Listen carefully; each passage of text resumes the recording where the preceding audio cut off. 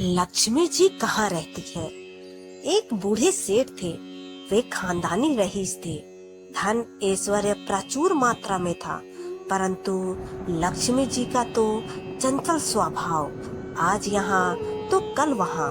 सेठ ने एक रात को स्वप्न में देखा कि एक स्त्री उनके घर के दरवाजे से निकलकर बाहर जा रही है। उन्होंने पूछा, हे देवी, आप कौन है? मेरे घर में आप कब आई और मेरा घर छोड़कर आप क्यों और कहाँ जा रही हैं? वह स्त्री बोली, मैं तुम्हारे घर की वैभव लक्ष्मी हूँ। कई पीढ़ियों से मैं यहाँ निवास कर रही हूँ, किंतु अब मेरा समय यहाँ पर समाप्त हो गया है, इसलिए मैं यह घर छोड़कर जा रही हूँ। मैं तुम पर अत्यंत प्रसन्न हूँ, क्योंकि जितना समय मैं तुम्हारे पास रही, तुमने मेरा सदुपयोग किया। संतों को घर पर आमंत्रित करके उनकी सेवा की, गरीबों को भोजन कराया, धर्मार्थ कुएं तालाब बनवाए, गौशाला व प्याऊ बनवाई। तुमने लोक कल्याण के कई कार्य किए। अब जाते समय मैं तुम्हें वरदान देना चाहती हूँ, जो चाहे मुझसे मांग लो। सेठ ने कहा, मेरी 4 बहुएं हैं, मैं उनसे सलाह मशवरा करके आपको बताऊंगा। कृपया आप कल रात को पधारें। सेठ ने चारों बहुओं की सलाह ली। उनमें से एक ने अन्न के गोदाम को, दूसरे ने सोने चांदी से तिजोरियां भरवाने के लिए कहा, किंतु सबसे छोटी बहू धार्मिक कुटुंब से आई थी। बचपन से ही सत्संग में जाया करती थी।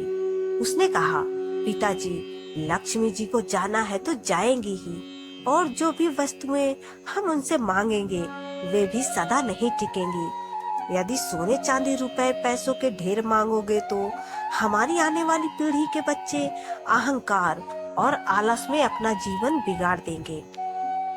इसलिए आप लक्ष्मी जी से कहना कि वे जाना चाहती हैं तो अवश्य जाएं, किंतु हमें यह वरदान दे कि हमारे घर में सज्जनों की सेवा, पूजा, हरि कथा सदा होती रहे, तथा हमारे परिवार के सदस्यों में आपसी प्रेम बना रहे, क्योंकि परिवार में प्रेम होगा तो विपत्ति के दिन भी आसानी से कट जाएंगे।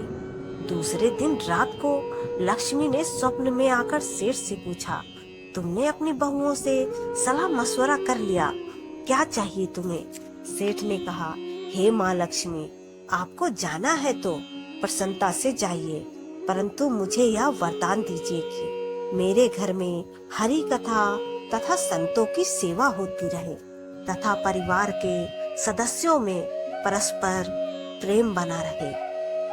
यह सुनकर लक्ष्मी जी चौंक गई और बोली, यह तुमने क्या मांग लिया? जिस घर में हरि कथा और संतों की सेवा होती हो तथा परिवार के सदस्यों में परस्पर प्रीति रहे, वहाँ तो साक्षात नारायण का निवास होता है, और जहाँ नारायण रहते हैं वहाँ मैं तो उनके चरण दबाती हूँ, और मैं चाहकर भी उस घर को छोड़कर नहीं जा सकती। यह वरदान मांगकर तुमने मुझे यहाँ रहने के लिए विवश कर दिया। तो दोस्तों, आपको मेरी यह कहानी कैसी लगी कमेंट करके जरूर बताना, और अगर पसंद आई हो तो वीडियो को लाइक, शेयर, सब्सक्राइब जरूर करना।